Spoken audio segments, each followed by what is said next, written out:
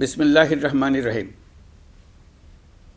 প্রিয় দেশবাসী, শিশু, কিশোর কিশোরী, তরুণ তরুণী, ছাত্রছাত্রী, বয়স্ক, বৃদ্ধ, নারী পুরুষ সবাইকে আমার সালাম জানাচ্ছি। আসসালামু আলাইকুম। শুরুতেই আপনাদের সবাইকে জানাই পবিত্র ঈদুল আজহার শুভেচ্ছা। ঈদ মোবারক। প্রতি বছরই এই দিনটি আমাদের সামনে হাজির হয় ত্যাগের এক মহান দৃষ্টান্ত হয়ে। আমরা যদি কোরবানির মাহাত্ম্যকে ধারণ করে লোভ, স্বার্থপরতা, হিংসা বিদ্বেষ মুক্ত হয়ে সমাজ ও রাষ্ট্র বিনির্মাণে নিজেদের নিয়োজিত করতে না পারি, তাহলে কোরবানির ঈদ আনুষ্ঠানিকতা ছাড়া আর কিছুই নয়। আসুন এবছর কোরবানিকে সুন্দর, ত্যাগের মহিমায় মহিমান্বিত করে গরিব বান্ধব করে তোলে। প্রিয় দেশবাসী, কোরবানির পশুর চামড়া থেকে অর্জিত আয়ে আমার আপনার দরিদ্র আত্মীয় পরিজন, প্রান্তিক জনগোষ্ঠী ও দেশের লক্ষ লক্ষ মাদ্রাসা শিক্ষার্থী উপকৃত হয়। আমাদের গরিব স্বজন ও প্রতিবেশীরা তাদের হক যেন ঠিক ঠিক বুঝে পায়, সেদিকে আমাদের মনোযোগ দিতে হবে। তবেই এই উৎসবটি হয়ে উঠবে ধনী গরিব সকলেরই উৎসব। পশুর চামড়ার ন্যায্য মূল্য নির্ধারণ, বর্জ্য ব্যবস্থাপনা সহ সার্বিক বিষয়ে সুষ্ঠু ব্যবস্থাপনা নিশ্চিত করতে সরকারের একটি উচ্চ পর্যায়ের কমিটি কাজ করছে। একটি কন্ট্রোল রুমও খোলা হয়েছে। কোরবানির চামড়া সংক্রান্ত যে কোনো সমস্যা, অভিযোগ ও পরামর্শ এই হটলাইনের নম্বরে ফোন করে নেওয়া যাবে। আমরা এই বছর কোরবানির পশুর চামড়া সংরক্ষণে 30,000 টন লবণ বিনামূল্যে সরবরাহ করেছি। কোরবানির ঈদে আরও একটি গুরুত্বপূর্ণ বিষয় হলো পরিষ্কার পরিচ্ছন্নতা। আমি দেশবাসীর প্রতি আকুল আহ্বান জানাই, আপনারা সকলে পরিবেশ পরিচ্ছন্ন রাখতে সমবেতভাবে এগিয়ে আসবেন। বিশেষ করে তরুণ তরুণীদেরকে এই বিষয়ে দৃষ্টি আকর্ষণ করছি। এবছর যারা হজব্রত পালন করছেন তাদের প্রত্যেককে জানাচ্ছি আন্তরিক শুভেচ্ছা ও অভিনন্দন। মহান রব্বুল আলমিনের অশেষ মেহেরবানিতে, আপনাদের দোয়ায় এবং সংশ্লিষ্ট সবার সর্বোচ্চ আন্তরিকতা ও পেশাদারিত্বের ফলে এবছর আমাদের হজ ব্যবস্থাপনায় সাফল্য এসছে। প্রথমবারের মতো সরকারি ব্যবস্থাপনায় লাব্বায়েক অ্যাপের মাধ্যমে হজের সার্বিক ব্যবস্থাপনা ও সেবা নিশ্চিত করা হচ্ছে। এখন পর্যন্ত হজ ব্যবস্থাপনায় কোনো অনিয়মের খবর আসেনি। টাকা দিয়েও হজে যেতে না পারার যন্ত্রণা কাউকে কাঁদতে হয়নি। হজ ক্যাম্প কিংবা বিমানবন্দরে কোনো হাজিকে প্রতিবাদ বিক্ষোভ করতে হয়নি। প্রথমবারের মতো সরকারি টাকায় কাউকে হজে পাঠানো হয়নি। প্রিয় দেশবাসী, ঈদ উল ফিতরের অভিজ্ঞতাকে কাজে লাগিয়ে দীর্ঘমেয়াদে বাজারের জিনিসপত্রের দাম স্থিতিশীল রাখতে আমরা তৎপর হয়েছি। এবার কোরবানির ঈদেও কোনো জিনিসের দাম যাতে আকস্মিকভাবে বেড়ে না যায়, সেদিকে আমরা সর্বোচ্চ নজর দিয়েছি। ফলে এবার আলু, পেঁয়াজ, ডিম, চিনি, শাকসবজি, তরিতরকারি ও মশলাসহ অধিকাংশ পণ্যের দাম গত বছরের তুলনায় কমেছে। আমরা সার্বিক বাজার ব্যবস্থাকে দুর্বৃত্তদের চক্র থেকে বের করে এনে বাজারে একটা প্রতিযোগিতামূলক পরিবেশ তৈরি করতে পেরেছি। জনগণকে ন্যায্য মূল্যে নিত্য প্রয়োজনীয় জিনিস পৌঁছে দিতে সরকারের সব রকমের চেষ্টা অব্যাহত আছে। পাশাপাশি এই কোরবানির ঈদেও দেশবাসী যাতে নির্বিঘ্নে নিজেদের দেশের বাড়িতে যাতায়াত করতে পারেন, সেজন্য সরকার সর্বোচ্চ ব্যবস্থা নিয়েছে। আইনশৃঙ্খলা বাহিনীর সদস্যরা মানুষের জানমালের নিরাপত্তায় সজাগ রয়েছেন। ঈদের ছুটির মধ্যেও বিপুল সংখ্যক কর্মকর্তা কর্মচারী এবং পুলিশ ও সেনাবাহিনীর সদস্যরা অক্লান্ত পরিশ্রম করছেন। আমি তাদের প্রতি আন্তরিক কৃতজ্ঞতা জানাচ্ছি। শুধু ঈদের সময় নয়, আগামী দিনে কখনোই বাস, রেল ও বিমান যাত্রায় কোনো ধরনের অনিয়ম যাতে না হয়, সেজন্য সরকার একটি কেন্দ্রীয় অনলাইন টিকেটিং প্ল্যাটফর্ম করতে যাচ্ছে, যেখানে এই একই প্ল্যাটফর্ম থেকেই যাত্রীরা খুব সহজেই বাস, ট্রেন ও ফ্লাইটের টিকিট ক্রয় করতে পারবেন। একই রকমভাবে সব ধরনের সরকারি সেবা যাতে জনগণের দোরগোড়ায় পৌঁছে যায়, সেজন্য নাগরিক সেবা বাংলাদেশ এই নামে একটি সেন্টার পরিচালিত হচ্ছে। দেশের সর্বত্র শহরে, হাটে বাজারে তরুণ তরুণীদের মাধ্যমে বেসরকারি ব্যবস্থাপনায় সার্ভিস সেন্টার স্থাপনের কাজ শুরু করেছে। এটি ঢাকা শহরে কয়েকটি সেবাকেন্দ্রের মাধ্যমে শুরু হয়েছে। প্রশিক্ষণপ্রাপ্ত স্থানীয় তরুণ উদ্যোক্তারা নাগরিক সেবাকেন্দ্র থেকে সাধারণ নাগরিকদের এনআইডি, পাসপোর্ট, লাইসেন্স, পুলিশের কাছে জিডি করা, কর ফাইলিং করা সহ বিভিন্ন সরকারি ডিজিটাল সেবা দেবেন। এর ফলে দালাল চক্রের খপ্পর থেকে মুক্তি পাওয়া যাবে, নানা রকম হয়রানি ও ভোগান্তি কমবে বলে আমরা আশাবাদী। এই প্রজেক্ট শূন্য বাজেটে আমরা শুরু করেছি। দেশের বিদ্যমান অব্যবহৃত সম্পদ ব্যবহার করেই সামনে এগিয়ে চলা সম্ভব, এটাই আমরা বাস্তবে করে দেখার চেষ্টা করছি। আমাদের চেষ্টা হচ্ছে প্রতিটি মন্ত্রণালয় থেকে যতগুলি সেবা এর আওতায় আনা যায় সবগুলোকে নিয়ে আসা। আমরা চেষ্টা করছি যাতে শিশু জন্মগ্রহণ করা মাত্রই তার জন্মসনদ পেয়ে যায়, ওটাই হবে তার নাগরিক স্বীকৃতি এবং রাষ্ট্র কর্তৃক তার দায়িত্ব গ্রহণের অঙ্গীকার। ওইখান থেকেই যাবতীয় সকল সনদ সে তার নাগরিক অধিকার হিসেবে ক্রমাগতভাবে সম্মানের সঙ্গে পেতে থাকবে। এক অফিস থেকে আরেক অফিসে তার দৌড়াতে হবে না, দালালের পেছনে মাসের পর মাস ঘুরতে হবে না। বিদেশ সফরে গেলে সেখানকার প্রবাসী বাংলাদেশিরা প্রায় আমাদেরকে সরকারি সেবা পেতে নানা রকম দুর্ভোগের কথা জানান। প্রবাসীদের জন্য বিদেশে তাদের নিজ নিজ শহরে আমরা বেসরকারি উদ্যোগে পরিচালিত নাগরিক সেবা কেন্দ্র স্থাপনের উদ্যোগ নিচ্ছি। সেখান থেকে তারা পাসপোর্ট নবায়ন, জাতীয় পরিচয়পত্র ইত্যাদি সংগ্রহ করতে পারবেন। এগুলো কঠিন কাজ, এগুলোকে কঠিন করা হয়েছে, কিন্তু এখন সরকারের অভ্যন্তরে সাহসী ও উদ্যোগী সিনিয়র সচিব এবং ডিজিদের সহযোগিতায় অন্তর্বর্তী সরকারের মেয়াদকালে আমরা এটা সমাপ্ত করতে বদ্ধপরিকর। প্রিয় দেশবাসী, আপনারা জানেন ঐতিহাসিক অভ্যুত্থানের পর এই সরকার যখন দায়িত্ব গ্রহণ করে তখন দেশের অর্থনৈতিক অবস্থা ছিল ভয়াবহ। ভয়ঙ্করভাবে যুদ্ধবিধ্বস্ত দেশের অর্থনীতিও এতটা খারাপ থাকে না যতটা খারাপ করে দিয়েছে 16 বছরের লাগামহীন লুটপাটতন্ত্র। আশার বিষয় হচ্ছে শুধু ব্যাংক নয়, প্রত্যেকটি আর্থিক প্রতিষ্ঠান এখন ঘুরে দাঁড়িয়েছে। জনগণের আমানত এখন নিরাপদ। অর্থনীতির অধিকাংশ সূচক ইতিবাচক ধারায় ফিরে এসছে। আমাদের অর্থনীতির ইতিবাচক ধারা বিদেশি বিনিয়োগকারীদেরকেও আকৃষ্ট করছে। বৈদেশিক মুদ্রার রিজার্ভ শূন্যে নেমে যাওয়ার ভয়ে পতিত সরকার বিদেশি ব্যবসায়ীদের আয় নিজ দেশে নিতে দিচ্ছিল না। আমরা সেটা নিরসন করেছি, বৈদেশিক মুদ্রার রিজার্ভকে ইতিবাচক অবস্থায় নিয়ে আসতে পেরেছি। এই অর্থ বছরে আমরা চেষ্টা করেছি এমন একটি বাজেট দিতে যা সত্যিকার অর্থে জনকল্যাণমুখী হয়। দেশের ইতিহাসে প্রথমবারের মতো একটি বাজেট তার আগের বছরের চেয়ে ছোট হয়েছে। প্রবৃত্তিকেন্দ্রিক ধারণা থেকে সরে এসে আমরা চেষ্টা করেছি সামগ্রিক উন্নয়নের ধারণায় জোর দিতে। এই বাজেট প্রথাগত ভৌত অবকাঠামো তৈরির খতিয়ান নয়। এই বাজেটে প্রাধান্য দেওয়া হয়েছে মানুষকে। নজরদারি বৃদ্ধির ফলে রপ্তানি আয় বেড়েছে। অর্থনীতির দুঃসময়ে আমাদের প্রবাসী ভাই বোনেরা রেমিটেন্স যোদ্ধা হিসেবে এগিয়ে এসছেন, যার ফলে রেমিটেন্স প্রবাহ উল্লেখযোগ্যভাবে বৃদ্ধি পেয়েছে। আমি জাতির পক্ষ থেকে সকল রেমিটেন্স যোদ্ধাকে কৃতজ্ঞতা জানাচ্ছি। স্বৈরাচারী সরকারের পতনের পর অর্থ পাচার রোধে কঠিন পদক্ষেপ নিয়েছে অন্তর্বর্তী সরকার। এছাড়া পুরনো আমদানির দায় পরিশোধ হওয়ায় বৈদেশিক মুদ্রার রিজার্ভের উপরও চাপও কমেছে। রাজস্ব আদায় বাড়ানোর জন্যে পূর্ব ঘোষণা অনুযায়ী জাতীয় রাজস্ব বোর্ড এনবিআর ভেঙে অর্থ মন্ত্রণালয়ের অধীনে রাজস্ব নীতি বিভাগ এবং রাজস্ব ব্যবস্থাপনা বিভাগ নামে দুটি স্বতন্ত্র বিভাগ প্রতিষ্ঠা করা হয়েছে। এটি একটি বড় কাঠামোগত সংস্কার। এই সিদ্ধান্তের ফলে বিশাল আকারের দুর্নীতি কমবে, রাজস্ব ব্যবস্থার দক্ষতা বাড়বে, স্বার্থের দ্বন্দ্ব কমবে এবং রাজস্ব আহরণের আওতা সম্প্রসারিত হবে। অর্থনীতি সহ বিগত মাসগুলোতে সরকারের প্রত্যেকটি মন্ত্রণালয় ছোট বড় বহু সংস্কারের উদ্যোগ নিয়েছে।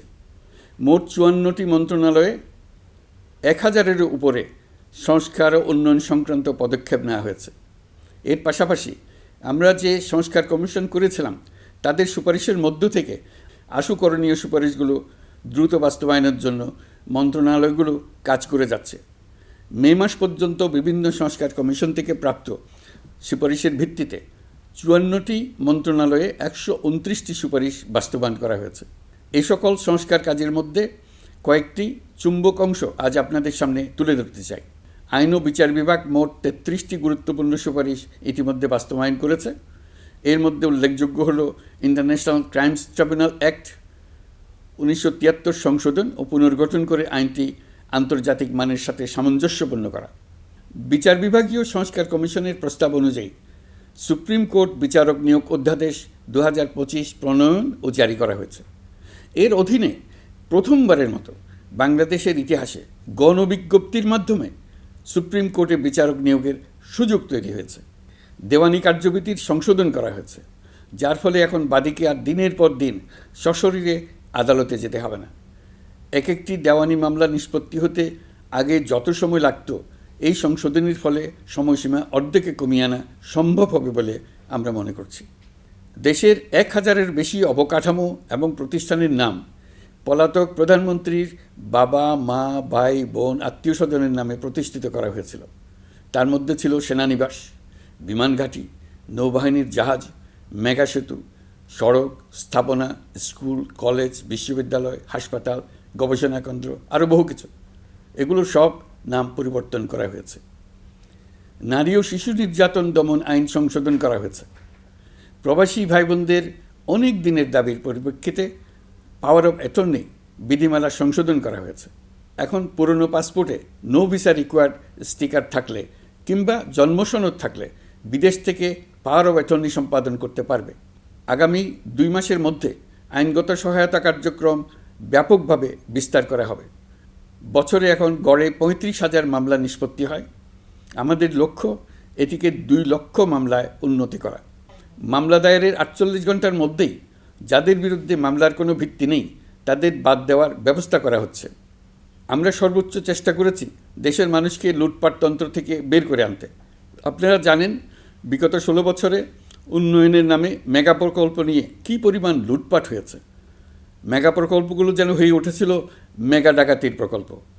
আমরা দায়িত্ব গ্রহণের পরপরই বিভিন্ন উন্নয়ন প্রকল্প পুনরায় মূল্যায়ন করে দেখেছি যে প্রায় সব প্রকল্পেই ভৌতিক ব্যয় ধরা হয়েছে।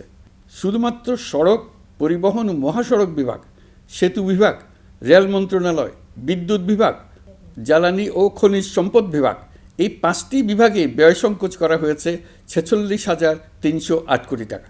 এই টাকা দিয়ে জ্বালানি খাতে সমস্ত বকেয়া মিটিয়ে দিয়ে বকেয়ার পরিমাণ শূন্যে নামিয়ে আনা হয়েছে। বৈদেশিক ঋণ পরিশোধ করে সব ধরনের ঋণের ফাঁদ থেকে বেরিয়ে আসা আমাদের অগ্রাধিকার। দেশে বিনিয়োগ বাড়ানো ও নতুন কর্মসংস্থান তৈরিতে আমাদের গুরুত্ব দিতেই হবে। তা না হলে এদেশকে আমরা যে স্থানে নিয়ে যেতে চাই সেখানে নিয়ে যাওয়া সম্ভব হবে না। বিনিয়োগ ও কর্মসংস্থানের ব্যাপারে রাজনৈতিক দল ও জনগণ আমাদের সর্বাত্মক সমর্থন করছেন। সকলের মধ্যে ব্যাপক আগ্রহ, কৌতূহল আমাদের অনুপ্রেরণা যোগাচ্ছে। সংশ্লিষ্টদের সঙ্গে আলোচনা করে বিনিয়োগ পরিবেশ উন্নত করতে 30টি মূল সংস্কার কাজকে অগ্রাধিকার দেওয়া হয়েছে এবং ইতিমধ্যে 18টি সুপারিশ বাস্তবায়ন করা হয়েছে। বিনিয়োগ বান্ধব পরিবেশ গড়ে তুলতে এবং দেশি বিদেশি শিল্প প্রতিষ্ঠানের মধ্যে সংযোগ সৃষ্টি করতে আমরা সর্বোচ্চ চেষ্টা করে যাচ্ছি। গত অক্টোবর হতে মার্চ পর্যন্ত নেট বিদেশি বিনিয়োগ এসছে মোট 756 মিলিয়ন মার্কিন ডলার, অর্থাৎ প্রায় 9,247 কোটি টাকা। বাংলাদেশ ইনভেস্টমেন্ট সামিট 2025-এ নির্দিষ্ট খাতভিত্তিক সেশনের মাধ্যমে ব্যবসায়ী চেম্বার, ব্যাংক ও বেসরকারি খাতের অন্যান্য অংশীদারদের মধ্যে আলোচনা হয়েছে। ইনভেস্টমেন্ট সামিটে বিদেশি বিনিয়োগকারীরা ও রাজনৈতিক দলগুলোর মধ্যেও আলোচনার জন্য আলাদা ব্যবস্থা রাখা হয়েছিল, যাতে করে পরবর্তীতে যে দলই ক্ষমতায় আসুক না কেন তারা যেন বিনিয়োগ বান্ধব বাংলাদেশ গড়তে নিজেদের প্রতিশ্রুতির কথা জানাতে পারেন। সম্প্রতি চীনের বাণিজ্যমন্ত্রী চীনের 100টি কোম্পানির প্রায় 150 বিনিয়োগকারী ও ব্যবসায়ী নিয়ে বাংলাদেশে এসছেন।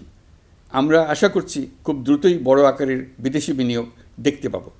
সম্প্রতি আমি চীন, কাতার, জাপান সহ কয়েকটি দেশ সফর করেছি। এসব সফরেও বিভিন্ন বৈঠকে বাংলাদেশের অর্থনৈতিক সম্ভাবনা অগ্রগতির কথা তুলে ধরেছি। দ্বিপাক্ষিক বাণিজ্য বিনিয়োগের বিষয়ে ফলপ্রসূ আলোচনা হয়েছে। আরও বেশি সংখ্যক বাংলাদেশি যাতে বিদেশে কর্মসংস্থানের সুযোগ পায় সে চেষ্টা করেছে। বাংলাদেশে কাতারি বিনিয়োগকারীদের জন্য একটি বিশেষ অর্থনৈতিক অঞ্চল গড়ে তোলার বিষয়ে আমাদের মধ্যে আলোচনা হয়েছে।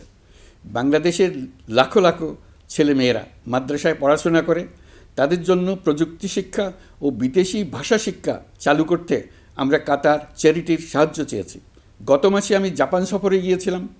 এই সফরে জাপানের প্রধানমন্ত্রী বাংলাদেশকে বাজেট সহায়তা ও রেলপথ উন্নয়নের জন্য $1 বিলিয়ন মার্কিন ডলারের ঋণ ঘোষণা করেছেন। দ্বিপাক্ষিক 3টি চুক্তিপত্র বিনিময় হয়েছে। এই সফরে দুই দেশের মধ্যে অর্থনৈতিক বিনিয়োগ ও অন্যান্য সহযোগিতার ক্ষেত্রে 6টি সমঝোতা স্মারক অর্থাৎ এমওইউ স্বাক্ষর হয়েছে। বাংলাদেশের কর্মশক্তির দক্ষতা বৃদ্ধি এবং জাপানে তাদের কর্মসংস্থান সহজতর করার লক্ষ্যে জাপানের সঙ্গে আমরা 2টি সমঝোতা স্মারকে স্বাক্ষর করেছি। জাপানের শ্রমিক সংকট রয়েছে, আমরা আগামী 5 বছরে জাপানে 1 লক্ষ কর্মী পাঠানোর চুক্তি সই করেছি। এর চাইতে আরও বেশি শ্রমিক ক্রমাগতভাবে পাঠানোর আয়োজন করে এসছে। প্রিয় দেশবাসী, 1971 সালে বাংলাদেশ স্বাধীন হওয়ার পর অর্থনৈতিকভাবে আমাদের যে উন্নতির শিখরে থাকার কথা ছিল, বিশ্বের কাছে মাথা উঁচু করে দাঁড়াবার কথা ছিল, সেই উচ্চতায় আমরা পৌঁছতে পারিনি। আমরা চাই বাংলাদেশ দক্ষিণ এশিয়ার অর্থনৈতিক প্রাণকেন্দ্র হিসেবে প্রতিষ্ঠিত হোক। এই কারণে বিনিয়োগ পরিষেবার উন্নয়নের পাশাপাশি বন্দরের সক্ষমতা বাড়াতে উদ্যোগ নিয়েছি। এটা করা সম্ভব না হলে দেশের কোটি কোটি মানুষের বেকারত্ব ঘুচবে না, অর্থনৈতিক সংকট রয়েই যাবে। চট্টগ্রাম বন্দর নিয়ে অনেকের মধ্যে কৌতূহল তৈরি হয়েছে। মাঝে মাঝে এমন কথাও শুনেছি যে এই বন্দর বিদেশিদেরকে নাকি দিয়ে দেওয়া হচ্ছে। আমি আগেও জানিয়েছি, চট্টগ্রাম বন্দর হলো বাংলাদেশের অর্থনীতির হৃৎপিণ্ড। বর্তমানে এই হৃৎপিণ্ড অতি দুর্বল। এখন যে অবস্থায় আছে সেই অবস্থায় তাকে রেখে দিলে আমাদের অর্থনীতিকে সামনে এগিয়ে নিয়ে যাওয়া সম্ভব হবে না। এই হৃৎপিণ্ডকে বড় করতে হবে, মজবুত করতে হবে, সুঠাম করতে হবে। তা করতে হলে বহু উদ্যোগ গ্রহণ করতে হবে, অভিজ্ঞদের সাহায্য লাগবে। আমরা যাদের সঙ্গে যোগাযোগ করেছি তারা বন্দর ব্যবস্থাপনায় বিশ্বের সেরা, সবচেয়ে অভিজ্ঞ। তারা ইউরোপ, কানাডা, অস্ট্রেলিয়া, চীন, দক্ষিণ কোরিয়া, ভারত, পাকিস্তান, তুরস্ক, মধ্যপ্রাচ্য ও আফ্রিকা সহ বিশ্বজুড়ে বন্দর পরিচালনা করে। তাদের কাজ বন্দর ব্যবস্থাপনা। আমাদের লক্ষ্য হলো বন্দর ব্যবস্থাপনার কাজ যত তাড়াতাড়ি সম্ভব তাদের কাছ থেকে শিখে নেওয়া। আমি গ্যারান্টি দিয়ে বলতে পারি, যদি 31 সালের মধ্যে আমরা বন্দরের কাজ শিখে ফেলি, এর পরবর্তী 5 বছরে অর্থাৎ 36 সালের মধ্যে পৃথিবীর যত দেশে যত বন্দর এই কোম্পানিগুলো চালায় তাদের বহু বন্দর এই বাংলাদেশিরাই পরিচালনা করবে। আপনারা যে বন্দরেই পা দেবেন দেখবেন সেখানে বাংলাদেশিরা আছেন। বহু লোকের কর্মসংস্থান হবে, বহু লোকের উপরে ওঠার সুযোগ হবে। তাদের নিজেদের প্রয়োজনেই তারা আমাদের চাকরি দেবে। আগে যে কোনো জাহাজে চড়লে দেখতাম জাহাজের নাবিক চট্টগ্রামের কিংবা সিলেটের। বন্দরের কাজ একবার শিখে নিতে পারলে ভবিষ্যতে আমরা যে বন্দরে যাব না কেন দেখব সেখানে চট্টগ্রাম, নোয়াখালী, সিলেট আর বরিশালের লোক, বাংলাদেশের লোক। আমাদের বন্দর যদি আধুনিক হয় তা শুধু বাংলাদেশের অর্থনীতিতেই ভূমিকা রাখবে না, বরং আমরা নেপাল, ভুটান সহ পার্শ্ববর্তী সকল দেশের অর্থনীতিতে ইতিবাচক ভূমিকা রাখতে সক্ষম হব। এই বন্দরই হবে অঞ্চলের অর্থনীতির সমৃদ্ধির চাবিকাঠি। কুমিরা থেকে টেকনাফ পর্যন্ত নানা বন্দরের কর্মচাঞ্চল্যে সমগ্র উপকূল অঞ্চল দক্ষিণ এশিয়ার একটি গুরুত্বপূর্ণ অর্থনৈতিক প্রাণকেন্দ্র হিসেবে প্রতিষ্ঠিত হবে। এই পুরো অঞ্চলে অনেকগুলো শিল্পাঞ্চল গড়ে উঠবে শুধু সমুদ্রের সান্নিধ্য এবং তার ব্যবহারের দক্ষতার কারণে। তার সঙ্গে গড়ে উঠবে আরেকটি নতুন শিল্প, আধুনিক পদ্ধতিতে সমুদ্রে মাছ পালন, আহরণ ও প্রক্রিয়াজাতকরণের শিল্প। এটি আরেকটি নতুন জগৎ সৃষ্টি করবে। এই ব্যাপারে আমরা আমাদের বন্ধু দেশগুলোর সঙ্গে আলোচনা শুরু করেছি এবং তারা উৎসাহ সহকারে সাড়া দিয়েছেন।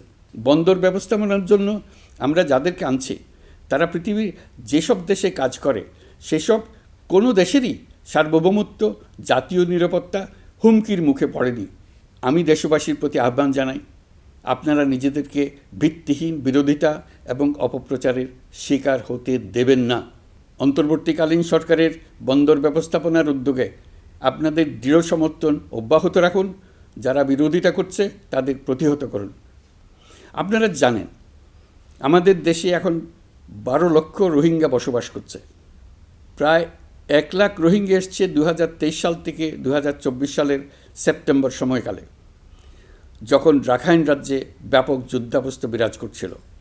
সেখানে চলমান সংঘাত ও মানবিক পরিস্থিতির কারণে এখনও অনেকে আসতে চেষ্টা করছেন।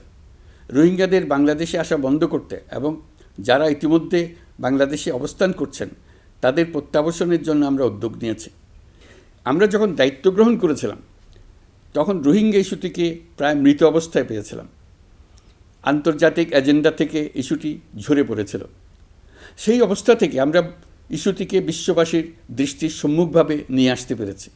আমি গত বছর সেপ্টেম্বর মাসে জাতিসংঘ সাধারণ পরিষদে রোহিঙ্গা বিষয়ক একটি আন্তর্জাতিক সম্মেলন অনুষ্ঠানের আহ্বান জানিয়েছিলাম।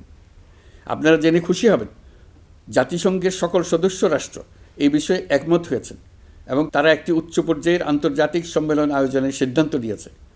এই বছর সেপ্টেম্বর মাসে যুক্তরাষ্ট্রের নিউ ইয়র্কে এই সম্মেলনটি অনুষ্ঠিত হবে। একই সাথে রোহিঙ্গাদের প্রত্যাবাসনের জন্য আমরা আন্তর্জাতিক জনমত গঠন করতে পেরেছি। গত মার্চ মাসে বাংলাদেশ সফরে এসে জাতিসংঘের মহাসচিব অ্যান্তোনিও গুতেরেস পরিষ্কারভাবে ঘোষণা করেছেন যে মিয়ানমারের প্রত্যাবাসনই রোহিঙ্গা সমস্যার একমাত্র সমাধান।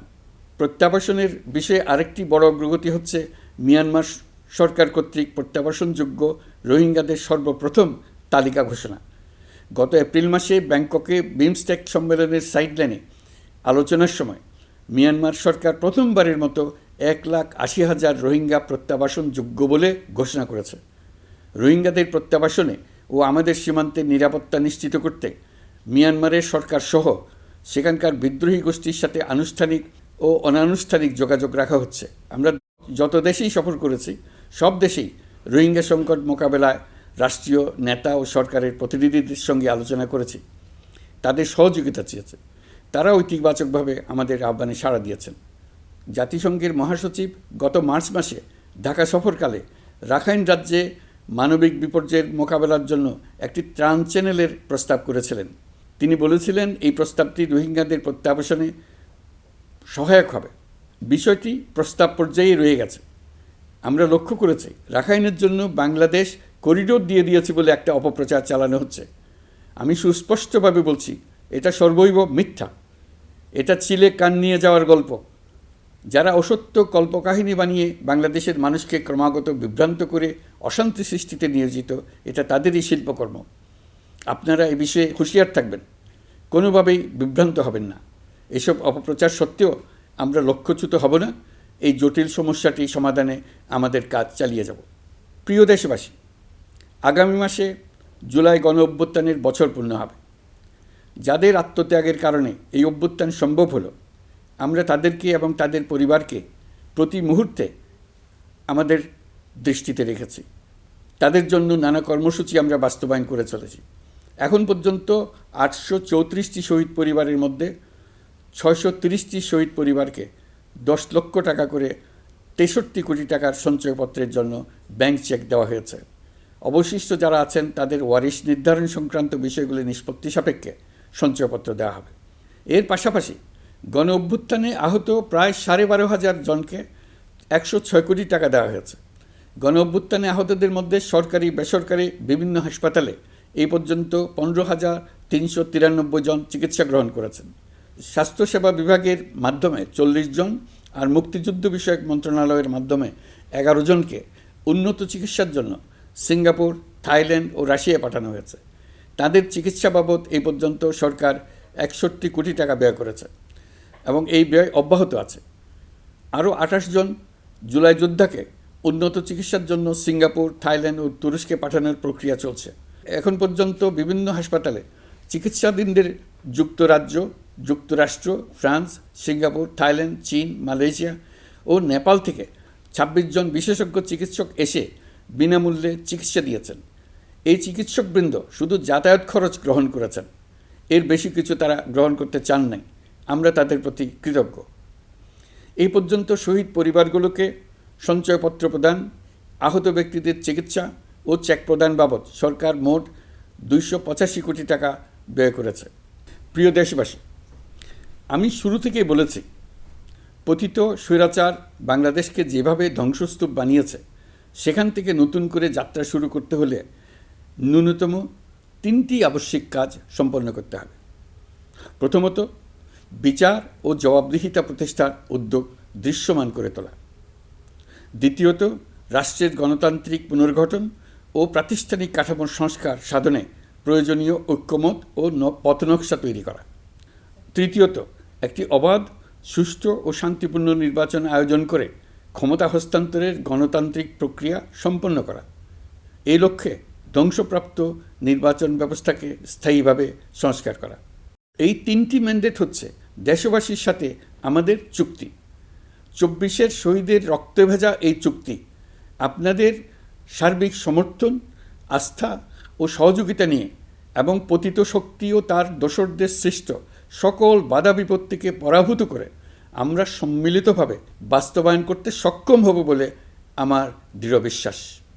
গত বছর জুলাই আগস্ট মাসে সংঘটিত হত্যাযজ্ঞ সহ বিগত 16 বছরের গুম খুন নির্যাতনের সত্য উদ্ঘাটন এবং আর্থিক খাতের সীমাহীন দুর্নীতি, অনিয়ম ও অপরাধের বিচার প্রক্রিয়া আমরা শুরু করেছি। মানবতাবিরোধী অপরাধের বিচারের জন্য আন্তর্জাতিক অপরাধ ট্রাইব্যুনাল গঠনের পর প্রসিকিউশন টিম গঠন ও তদন্ত কর্মকর্তা নিয়োগের পাশাপাশি বিচারিক কার্যক্রম পরিচালনা প্রক্রিয়াধীন ছিল। যত দ্রুত সম্ভব বিচার কাজ শুরুর ব্যাপারে আমরা আশাবাদী ছিলাম। আপনারা জানেন, জুলাইয়ে সংঘটিত হত্যাযজ্ঞের বিচার ইতিমধ্যে শুরু হয়ে গেছে।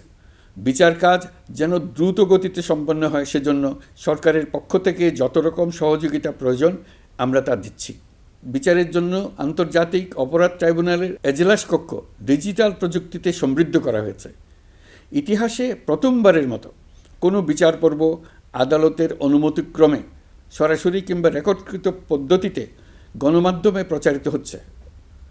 আমরা বিশ্বাস করি এতে করে বিচার বিভাগের প্রতি মানুষের আস্থা বাড়বে, বিচার নিয়ে অপপ্রচার বন্ধ হবে। প্রসিকিউশন বলছে, বিগত সরকার পতনের পর তাদের আজ্ঞাবহ ব্যক্তিরা বিভিন্ন গুরুত্বপূর্ণ সাক্ষ্য প্রমাণ বিনষ্ট করার চেষ্টা করেছে। থানা, হাসপাতাল সহ গুরুত্বপূর্ণ স্থানের দলিলপত্র পুড়িয়ে বা লুকিয়ে নষ্ট করার চেষ্টা করা হয়েছে। বিভিন্ন অপরাধমূলক স্থাপনার আকার, আকৃতি, দেয়াল ইত্যাদি ভেঙে এবং বিকৃত করে প্রমাণ লুকানোর চেষ্টা করা হয়েছে। বিভিন্ন ডিজিটাল এভিডেন্স যেমন ভিডিও, অডিও, ইন্টারনেট ডেটা যেগুলো ডিলিট বা ধ্বংস করার চেষ্টা করা হয়েছে, তদন্ত কর্মকর্তারা সর্বাধুনিক প্রযুক্তি ব্যবহার করে সেগুলো রিকভার এবং রেস্টোর করার কাজ করছেন। এই কাজে আমরা দেশবাসীর কাছেও সহযোগিতা কামনা করছি। স্বৈরাচারী সরকারের আমলে গত 16 বছরে রাজনৈতিক ভিন্নমত দমনের জন্য বিপুল সংখ্যক মানুষকে গুম করা হয়েছিল। এই মানুষগুলোকে এমন সব বন্দিশালায় আটকে রাখা হয়েছিল যাদের কোনোটির আয়তন ছিল মাত্র 3 ফিট বাই 3 ফিট। গুমের ঘটনা তদন্ত ও এই ভয়াবহ অপরাধের সঙ্গে যারা জড়িত তাদের বিচারের জন্য একটি স্বাধীন গুম সংক্রান্ত কমিশন নিরলসভাবে কাজ করে যাচ্ছে। তারা গুমের এমন রোমহর্ষক ঘটনা আবিষ্কার করেছে যা নিষ্ঠুরতার চূড়ান্ত সীমা ছাড়িয়ে গেছে। মানুষকে পেট কেটে সিমেন্টের বস্তা ঢুকিয়ে নদীতে ডুবিয়ে দেওয়া হতো, ইঞ্জেকশন দিয়ে অজ্ঞান করে জ্বলন্ত ইটভাটায় নিক্ষেপ করা হতো, ট্রেন ও গাড়ির নিচে ছুঁড়ে ফেলা হতো। কমিশন এখন পর্যন্ত 2টি অন্তর্বর্তীকালীন প্রতিবেদন জমা দিয়েছে। তারা এখনও প্রতিনিয়ত নতুন অভিযোগ পাচ্ছে। ইতিমধ্যে গুমের তদন্ত কার্যক্রমের জন্য ঢাকা শহরের 3টি, চাঁপাইনবাবগঞ্জ ও বগুড়া জেলায় 3টি গুমের কেন্দ্র পরিদর্শন ও সাক্ষ্য গ্রহণ করা হয়েছে। তদন্ত কাজে মানুষের সম্পৃক্ততা বাড়াতে বিশ্ববিদ্যালয়, মাদ্রাসা পর্যায়ে গণশুনানি গ্রহণ করা হয়েছে। মোট 8 শতাধিক শিক্ষার্থী, শিক্ষক, সাধারণ মানুষ গণশুনানিতে অংশ নিয়েছেন। গুম সংক্রান্ত বেশ কিছু অভিযোগ ইতিমধ্যে আন্তর্জাতিক অপরাধ ট্রাইব্যুনালের তদন্ত সংস্থার কাছে জমা হয়েছে। এছাড়াও এই সংক্রান্ত একটা আইন প্রণয়নের কাজ প্রায় শেষ পর্যায়ে আছে। অল্প কিছুদিনের মধ্যেই এটি চূড়ান্ত হবে বলে আশা করছি। গত 16 বছর ধরে এদেশের প্রতিটি স্তরে অপরাধ, অনিয়ম, দুর্নীতির ভাইরাস ছড়িয়ে পড়েছিল। এই রোগাক্রান্ত রাষ্ট্র ব্যবস্থাকে রোগমুক্ত করে জনগণের কল্যাণমুখী করতে হলে আমাদের রাজনৈতিক দলগুলোর সক্রিয় অংশগ্রহণ জরুরি। আমরা দায়িত্ব নেবার পর থেকেই রাজনৈতিক দলগুলোর সাথে নিয়মিত যোগাযোগ রেখেছি। বিভিন্ন ইস্যুতে রাজনৈতিক নেতাদের সঙ্গে আলাদা এবং একত্রিতভাবে বৈঠক করেছি। সর্বশেষ গত মাসের শেষ সপ্তাহেও বিভিন্ন রাজনৈতিক দলের নেতৃবৃন্দের সঙ্গে আমি বৈঠক করেছি এবং চলতি সপ্তাহে জাতীয় ঐক্যমত কমিশনের 2য় পর্বের আলোচনা শুরু করেছি। সরকার পরিচালনায় তারা তাদের গুরুত্বপূর্ণ মতামত তুলে ধরেছেন। রাজনৈতিক দলগুলো শুরু থেকে আমাদের সাথে সহযোগিতা করে আসছেন এবং সবসময় তারা সহযোগিতা অব্যাহত রাখার প্রতিশ্রুতি দিয়েছে। প্রিয় দেশবাসী, আপনাদের নিশ্চয় মনে আছে জুলাই গণঅভ্যুত্থানে নেতৃত্ব অংশ নেওয়া শিক্ষার্থীরা একটি জুলাই ঘোষণাপত্র দেওয়ার কথা জানিয়েছিল। তারা আমাকেও সেখানে আমন্ত্রণ জানায়। আমি বলেছিলাম দেশের সকল রাজনৈতিক ব্যক্তিবর্গ, নাগরিক সমাজের প্রতিনিধি সহ অন্যদের সঙ্গে নিয়ে সকলে মিলে এই ঘোষণাপত্র দেওয়া ভালো হবে। এর পাশাপাশি আগামী জুলাই মাসেই সকল রাজনৈতিক দলের ঐকমত্যের ভিত্তিতে একটি জুলাই সনদ প্রস্তুত করে আমরা জাতির সামনে উপস্থাপন করতে পারব বলে আশা করছি। এই জুলাই সনদ হলো একটি প্রতিশ্রুতি, একটি জনকল্যাণমুখী রাষ্ট্র নির্মাণের জন্য সংস্কার কমিশন যে প্রস্তাবগুলো দিয়েছে সেগুলোর মধ্য থেকে রাজনৈতিক দলগুলো যে কয়টিতে একমত হয়েছে তার তালিকা থাকবে এই সনদে। জুলাই সনদে স্বাক্ষর করে তারা জাতির কাছে সেগুলো বাস্তবায়নের অঙ্গীকার করবে। জুলাই সনদ অনুযায়ী আশু করণীয় সংস্কার কাজগুলো আমরা বাস্তবায়ন করতে প্রতিজ্ঞাবদ্ধ। বাকি অংশের বেশ কিছু কাজও আমরা শুরু করে যেতে চাই। আশা করি অবশিষ্ট অংশ পরবর্তীতে নির্বাচিত সরকারের মাধ্যমে বাস্তবায়ন অব্যাহত থাকবে। প্রাতিষ্ঠানিক সংস্কারের দৃঢ় প্রতিশ্রুতি বাস্তবায়নে আমাদেরকে দৃঢ়ভাবে এবং ঐক্যবদ্ধভাবে এগিয়ে যেতে হবে। এর কোনো বিকল্প নেই। এর বাস্তবায়নের মাধ্যমে পুরো বিশ্বের কাছে দেশের নতুন ঐক্যবদ্ধ ভাবমূর্তি তুলে ধরা যাবে। বিশ্বব্যাপী সবার কাছে জাতি হিসেবে বাংলাদেশের শক্তি সম্পর্কে স্পষ্ট ধারণা তৈরি হবে। ঐকমত্য কমিশন গঠন করা আমাদের একটি দুঃসাহসিক উদ্যোগ ছিল। অন্য কোনো দেশে এমন কোনো নজির নেই। এর মাধ্যমে আমরা জাতি হিসেবে রাজনৈতিক গভীরতার সন্ধান পেয়েছি।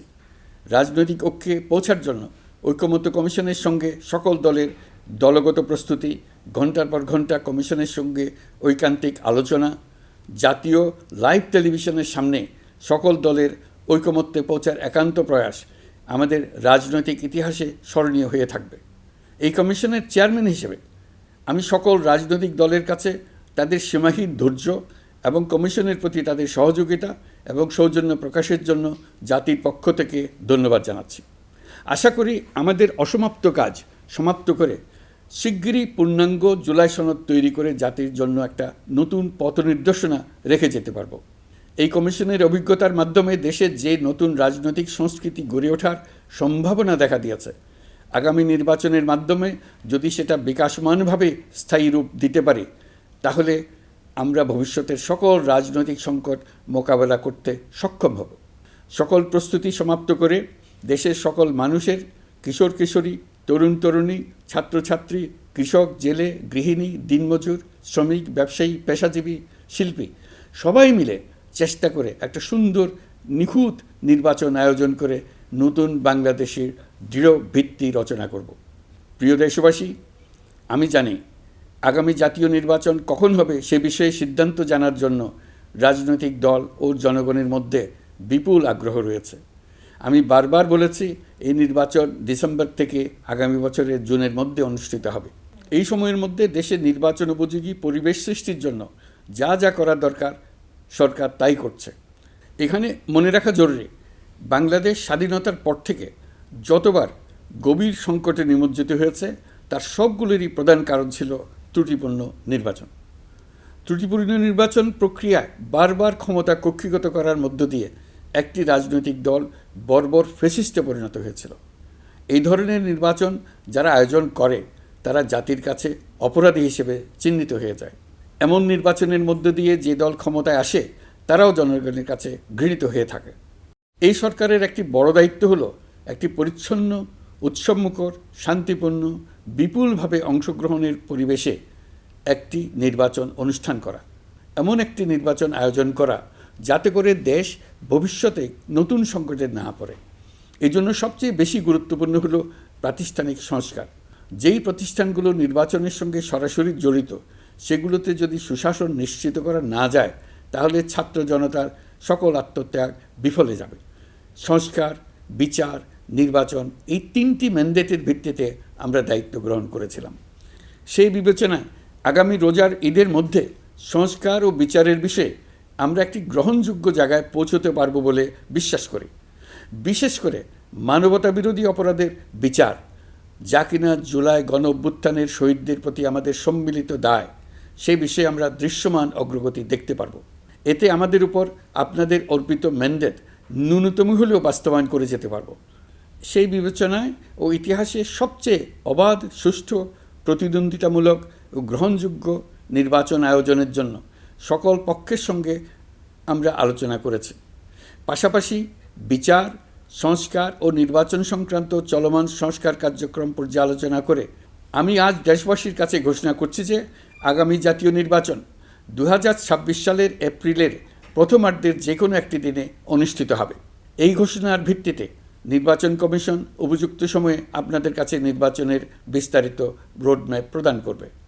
আমরা এমন নির্বাচন চাই যা দেখে অভ্যুত্থানের শহীদদের আত্মা তৃপ্তি পাবে, তাদের আত্মা শান্তি পাবে। আমরা চাই আগামী নির্বাচনে সবচেয়ে বেশি ভোটার, সবচেয়ে বেশি প্রার্থী ও দল অংশ নেক। এটা সবচেয়ে অবাধ, সুষ্ঠু ও নিরপেক্ষ নির্বাচন হিসেবে জাতির কাছে স্মরণীয় হয়ে থাকুক। 1.5 যুগ পরে দেশে সত্যিকারের একটি জনপ্রতিনিধিত্বশীল সংসদ গঠিত হবে। বিপুল তরুণ গোষ্ঠী এবার জীবনে প্রথম ভোট দেওয়ার সুযোগ পাবে। এসব লক্ষ্যে প্রয়োজনীয় সকল পদক্ষেপ নেওয়ার জন্য আমরা জাতির কাছে অঙ্গীকারবদ্ধ। আমি দেশবাসীর প্রতি আহ্বান জানাই, আপনারা সকল রাজনৈতিক দল এবং আপনাদের এলাকার প্রার্থীদের কাছ থেকে সুনির্দিষ্ট অঙ্গীকার আদায় করে নেবেন, যেন আগামী সংসদের প্রথম অধিবেশনেই যেসব সংস্কারের প্রশ্নে ঐকমত্য অর্জিত হয়েছে তা কোনো প্রকার কাটাছেঁড়া ছাড়াই যেন তারা অনুমোদন করেন। আপনারা ওয়াদা আদায় করে নেবেন যে তারা বাংলাদেশের স্বাধীনতা, সার্বভৌমত্ব, আঞ্চলিক অখণ্ডতা এবং জাতীয় মর্যাদার প্রশ্নে কখনো কোনো প্রকার আপোষ করবেন না এবং দেশের বাইরের কোনো শক্তির কাছে দেশের স্বার্থ বিকিয়ে দেবেন না। আপনারা তাদের কাছে সুনির্দিষ্ট প্রতিশ্রুতি আদায় করে নেবেন এই মর্মে যে তারা কখনোই কোনো অবস্থাতেই আপনাদের গণতান্ত্রিক অধিকার ও মানবিক মর্যাদার ক্ষুণ্ণ করবেন না। আপনারা তাদের কাছে অঙ্গীকার আদায় করে নেবেন যে তারা সম্পূর্ণ সততা ও স্বচ্ছতার সাথে দেশ পরিচালনা করবেন এবং সকল প্রকার দুর্নীতি, দলীয়করণ, টেন্ডারবাজি, সিন্ডিকেটবাজি, চাঁদাবাজি, সন্ত্রাসী কর্মকাণ্ড ইত্যাদি গণবিরোধী কাজ থেকে নিজেদেরকে সম্পূর্ণভাবে মুক্ত রাখবেন। আমি আপনাদের আবারও স্মরণ করিয়ে দিতে চাই যে এবারের নির্বাচন শুধু শান্তিপূর্ণ নির্বাচন করার বিষয় নয়, এটা ছাত্র জনতার অভ্যুত্থানের আকাঙ্ক্ষা নতুন বাংলাদেশ গড়ার নির্বাচন। এই নির্বাচনে পরিচিত দলগুলিই থাকবে, তাদের পরিচিত মার্কাগুলিই থাকবে, কিন্তু ভোটারকে বের করে আনতে হবে যে এই মার্কার পেছনে আপনার কাছে ভোট প্রার্থীরা কে কতটুকু নতুন বাংলাদেশ গড়ার জন্য প্রস্তুত, কে কতটা প্রতিজ্ঞাবদ্ধ। আমরা যারা এই নির্বাচনে ভোটার হব তারা অত্যন্ত সৌভাগ্যবান এবং সৌভাগ্যবতী। আমরা একটা অনন্য ঐতিহাসিক ভূমিকা পালনের সুযোগ ও দায়িত্ব পাচ্ছি। আমরা জাতির নতুন যাত্রাপথ তৈরি করে দেওয়ার দায়িত্ব পাচ্ছি। আমরা নতুন রাজনৈতিক সংস্কৃতি সৃষ্টির মহান সুযোগটা পাচ্ছি। আমাদের সুচিন্তিত ভোটের মাধ্যমেই নতুন বাংলাদেশ নির্মিত হবে। শহীদদের রক্তদান সার্থক হবে। আশা করি বিষয়টা নিয়ে চিন্তাভাবনা করেই সবাই ভোট কেন্দ্রে যাব এবং দৃঢ়প্রত্যয়ে ভোট দেব। এখন থেকে ভাবনা চিন্তা শুরু করুন, আলোচনা শুরু করুন। এখন থেকে আপনাদের ভোটের গুরুত্বটা বুঝে নিন। আপনার এবারের ভোটের গুরুত্ব ঐতিহাসিক মানদণ্ডে দেখা হবে। প্রিয় দেশবাসী, আমাদের সবসময় মনে রাখতে হবে পতিত ফ্যাসিবাদ ও তার দেশি বিদেশি দোসররা নতুন বাংলাদেশ গড়ার সম্মিলিত প্রচেষ্টাকে পদে পদে বাধাগ্রস্ত করার চেষ্টা চালিয়ে যাচ্ছে। তারা নানামুখী অপপ্রচারে লিপ্ত। তারা সবসময় চাইবে জুলাই অভ্যুত্থানের মাধ্যমে তৈরি হওয়া জাতীয় ঐক্যের শক্তিকে পরাভূত করতে, গণতান্ত্রিক আকাঙ্ক্ষা বাস্তবায়নের প্রচেষ্টাকে লাইনচ্যুত করতে এবং বাংলাদেশকে পুনরায় করায়ত্ত করতে। আমি আগেও বলেছি, আজ আবারও বলছি, আমরা একটা যুদ্ধ অবস্থায় আছি। এখন আমাদের একতাবদ্ধ থাকতে হবে যে কোনো মূল্যে।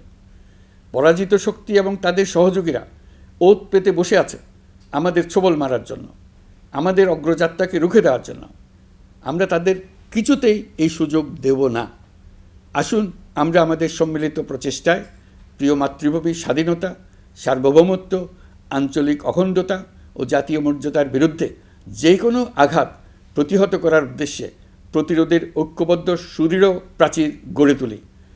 প্রিয় দেশবাসী, সবাইকে আবার ঈদের শুভেচ্ছা ও সালাম জানাচ্ছি। মহান আল্লাহ আমাদের সহায় হন। আল্লাহ হাফেজ।